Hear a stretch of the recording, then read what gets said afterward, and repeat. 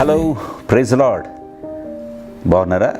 ఈ ఉదయము మరలా మిమ్మల్ని కలుసుకుంటానికి కృప చూపిన దేవునికి నిండు వందనాలు తెలియజేస్తూ ఉన్నాను.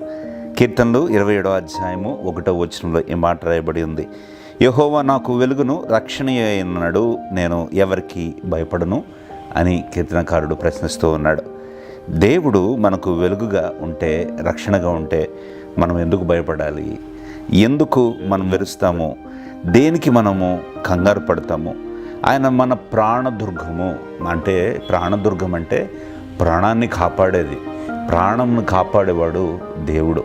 ఈ ఉదయకాలంన ఏదన్నా భయముతో నువ్వు ఉన్నట్లయితే, ఈరోజు ఉన్న సవాళ్లను నేను ఎలా ఎదుర్కోవాలి అది నువ్వు కంగారు పడుతూ ఉంటుంటే, దేవుడు ఈరోజు నీతో చెప్తూ ఉన్నాడు, నాకు వెలుగైన యెహోవా నాకు రక్షణ అయ్యి ఉన్నాడు, నేను ఎవరికి భయపడదును, యెహోవా నా ప్రాణదుర్గము, ఎవరికి వెరుతును అని దేవుడు చెప్తూ ఉన్నాడు.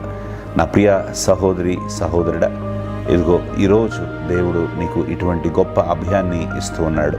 భయపడకు, చింతించుకు, దేవుడు నీకు ప్రాణదుర్గముగా ఉన్నాడు.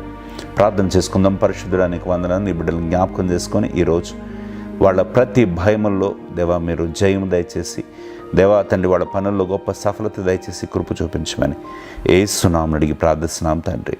ఆమేన్.